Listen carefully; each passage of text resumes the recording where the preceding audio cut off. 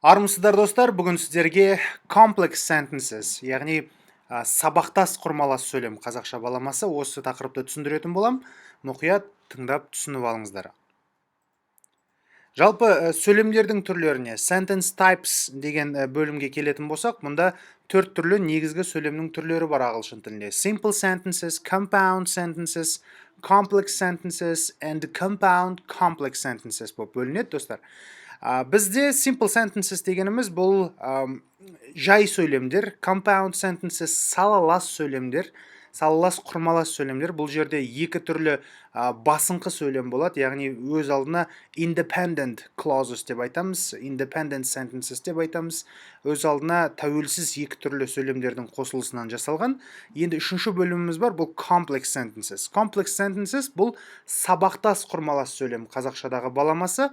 Compound complex sentences деген сөз салалас сабақтас құрмалас сөйлем, яғни құрмалас сөйлемнің біраз қиын нұсқасы деп айтсақ болады. Әрқайсысын соның ішіндегі бүгінгі біздің оқитын тақырыбымыз мына complex sentence пен compound complex sentences не екендігін жақсылап түсініп алайық. Clauses, жалпы clauses деген сөз бұл сөз тіркесі деген мағынаны білдіреді. Are groups of words that contain both subject and a verb.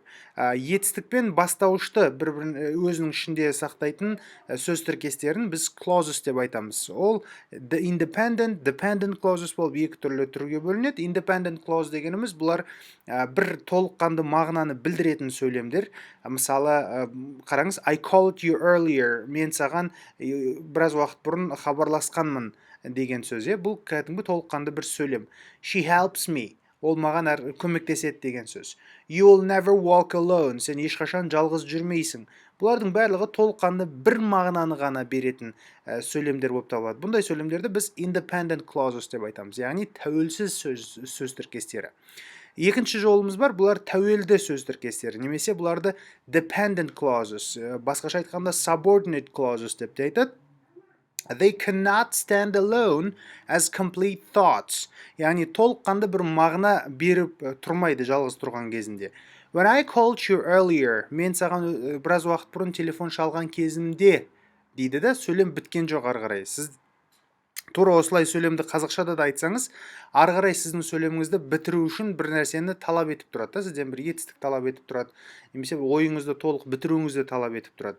While she was helping me, ол маған көмектесіп жатқан кезде. Бұл да сөйлем толық бітпеген кез деген сөз.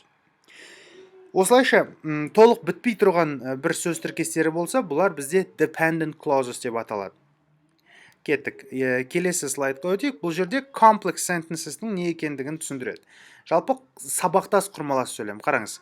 A complex sentence consists of an independent clause plus a dependent clause.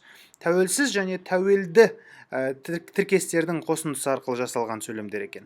A dependent clause starts with a subordinating conjunction or a relative pronoun and contains a subject and a verb, but does not express a complete thought. Бұл жерде не дейді? Тәуелді тіркестеріміз, бұлар не дейді? Subordinating conjunction деген сөз бар бізде. Subordinating conjunction деген сөз бұл екі сөз тіркестерін бір-бірлерімен байланыстырып тұратын байлаушы сөздер деген сөз. Немесе relative pronouns, when, while, which деген сөздеріміз бар ғой, солардың қосылысы арқылы, солар арқылы басталынатын сөйлемдер дейді.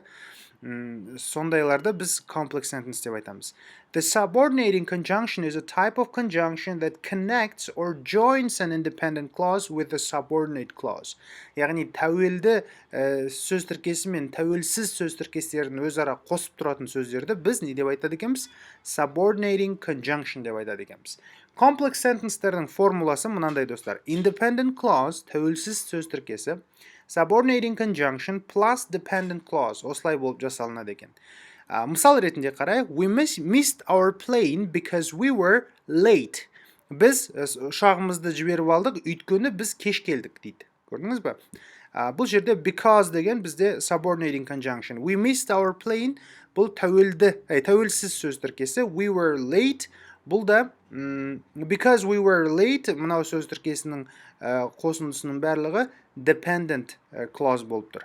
Our dog barks when she hears a noise.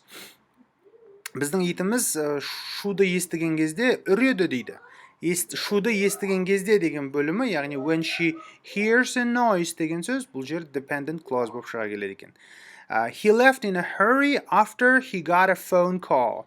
Бұл жерде күшті жері complex sentence'тің достар. Мынау екінші бөлімі бар ғой, after he got a phone call деген бөлімді біз сөйлемнің басына да қоя аламыз. Мысалы қараңыз, after he got a phone call, he left in a hurry. Егер де біздің мынау бірінші бөліміміз after he got a phone call, мынандай тәуелді бөліміміз сөйлемнің бас жағында келетін болса, мына жерге бүйтіп пробел қойып қояйық. Бас жағында келетін болса, онда біз бұл тәуелді бөлімнен кейін міндетті түрде үтір қоюымыз керек болады екен достар. Көрдіңіз ба? Ал егерде біздің тәуелді бөліміміз сөйлемнің соңғы жағында келсе, онда екеулерінің ортасында, екі сөйлемнің ортасында үтір қойылмайды екен. Көрдіңіз ба? Осында ерекшелігін біліп алуымыз керек. After he got a phone call, he left in a hurry. Мысалы, do you know the man who is talking to Mary? Who is talking to Mary? Do you know that man? Do you know the man? Деп, мынау бөлімді біз былай деп қойық. Mary деген сөзге дейінгі бөлімді сөйлемнің бас жағына қоятын болсақ, міндетті түрде ортасына үтір қойылады екен. Келесі сөзіміз кіші әріптен бастап жазылады. Мына жердеміз үлкен әріптен бастап жазылады екен. Who is talking to Mary? Do you know the man? Деп осылай сұрайды екен біз. Көрдіңіз бе? Ортасына үтір осы кезде қойылады. Бұл complex sentences. Келесі бөлімде біз subordinating conjunctions'тың не екендігін біліп алуымыз керек, және олардың қандай түрлері бар. Мен сіздерге мынандай таблица жасап қойдым. Осы сөздердің барлығын жаттап алсаңыз жақсы болады, және қолданыстарын жақсылап үйреніп алсаңыз жақсы болады. Ол үшін осы subordinating conjunctions'тарды қолдана отырып сөйлемдер құрастыру керек. Мысалы қараңызшы, comparison. Екі сөйлемді бір-бірімен салыстыру мақсатында біз than, rather than, whether, as much as, whereas деген тіркестерді қолданады екенбіз. Бұлардың әрқайсының мағынасын аударып жаттап алыңыздар достар. Негізі мағыналарын аудару анау айтарлықтай қиын емес. Уақыт мәселесіне келген кезде біз after, as soon as, until, whenever, now that деп қолданады екенбіз. Concession дейді. Бұл concession деген сөздің аудармасы уступка деген сөз, жол беру. Екі түрлі бір ойдың өзара жаңағыдай қарама-қайшы келген кезінде біреуінен екінші ойдың артығырақ екендігін, немесе екінші ойдың болғандығы дұрыс қабылданатындығын көрсету мақсатында мұндай though, even though, although деген сөздерді қолданамыз. Хотя деген сөз, немесе алайда дейміз ғой қазақшада. Сондай мағынаға қолдана береді екенбіз. Relative pronoun деген бар. Бұл сөздер who, whoever, whom, whomever, whose деген сияқты сөздерден тұрады екен. Reason, белгілі бір себепті көрсететін болса, because, since, so that, in order that, as деген сөздерді қолданамыз. Condition, шарттарды қолданған кезде айтамыз. If, only if, unless, provided that, assuming that. Place, where, wherever, manner, how, as though, as if деген сияқты сөздерді қолдана береді екенбіз subordinating conjunction үшін. Examples, мысал келтірейік. Complex sentences with subordinating conjunctions. Жаңағыдай бір-бірлерімен байлайтын сөздердің қолданысы арқылы мысалдар беретін болсақ, I'm not going to work because I'm sick. I will not release her payment unless she completes her work. Мына жерде unless деген сөз, достар, if not деген сөздің орнына қолданады. Unless-тің орнына біз if she does not complete her work деп айтатын едік, егерде unless-ті қолданбасақ. Unless деген сөз өзі туа біткен не дейді, болымсыз сөз болатындықтан, одан кейін келетін сөйлем болымды түрде жазылады, бірақ мағына тұрғысынан болымсыздық мағынасын береді. Көрдіңіз бе? I will not release her payment. Мен оның төлемін жібермеймін, егерде ол өзінің жұмысын бітірмесе деген сөз. Көрдіңіз бе? Сондай мағынаны білдіреді. The government might agree to their demands provided they follow the rules. Мына жерде provided деген сөз, достар, if деген мағынаны білдіреді. Соның орнында да қолданыла береді екен. Мысалы, the government might agree to their demands. Мемлекет олардың талаптарына келісуі мүмкін, егерде олар ережеге бағынатын болса дейді. Although she is petite, she has a lot of strength. Petite деген сөз кішкентай деген сөз, little деген мағынаны білдіреді. Бірінде еркелетіп, бір сондай нәзіктікті көрсету мақсатында айтылатын сөз. She has a lot of strength, оның өте көп күші бар деген сөз. Whenever his wife was out working, he would take care of the house. Оның әйелі, мына жерде байқадыңыз ба? Whenever деген сөзден басталып тұр, subordinating conjunctionнан басталған сөйлем тұрған кезде, екінші жаңағыдай independent clause келетін кезде ортасына міндетті түрде өтір қойылады екен. As long as she lived, көрдіңіз бе? As long as деген бізде subordinating conjunction. She took care of the orphanage. I won't be back in Mumbai until early next morning. Until деген сөз бізде subordinating conjunction, бірақ біздің dependent clause сөйлемнің екінші бөлігінде тұрғандықтан өтір қойылмайды екен. The child ran to her mother as soon as she saw her. Осылайша біз мысалдарды көріп шыққан болдық, достар. Compound complex sentences. Compound complex sentence consists of at least two independent clauses and one or more dependent clauses. Бұл compound complex sentences деген сөз салалас сабақтас құрмалас сөйлем деген бар қазақшада. Бұлар өте күрделі сөйлемдердің түрлері болып табылады. Бұлардың қолданысы былайша айтқанда көбінесе жазбаша ағылшын тіліндерінде, кітаптарда жазған кезде сол романдардың ішінде кездесуі мүмкін. Енді қараңыз, бұл жерде міндетті түрде екі түрлі тәуелсіз сөз тіркестері болу керек та, одан кейін барып бір немесе одан да көп тәуелді сөз тіркестері болу керек.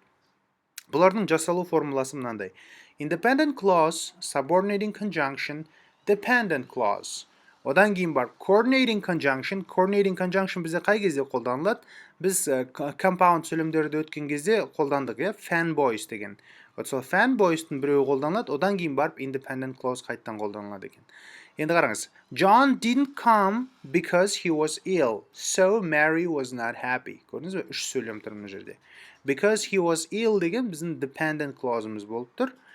So Mary was not happy, бұл independent clause. Fanboys'тың ішіндегі S әрпінен басталатын so деген біздің coordinating conjunction'ымыз осы жерде қолданылып тұр. He left in a hurry after he got a phone call, but he came back 5 minutes later. He left in a hurry after he got a phone call, мына жерде but he came back 5 minutes later. But деген бізде fanboys'тың B әрпі, достар.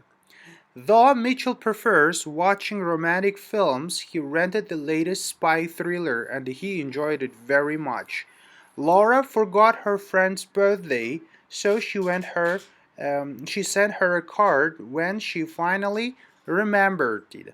Есіне түскен кезде ол не жіберді дейді? Открытка жіберді дейді. Осылайша, достар, біз complex sentence тақырыбын түсінген болдық. Ол арқылы compound complex sentences сөйлемдерінде түсінген болдық. Жалпы бұл complex sentence'терді қолданып, осыларға сөйлемдерді құрастыра білуді жақсылап үйренсеңіз, ертең сізге жазу ағылшын тіліне байланысты, даже speaking английскийда да ағылшын тілінде де сіз бұларда өте жиі қолдансаңыз, сіздің сөйлемдеріңіз одан арман сүйкімді, әдемі, тартымды, мағынасы молырақ болып көрінетін болады, достар.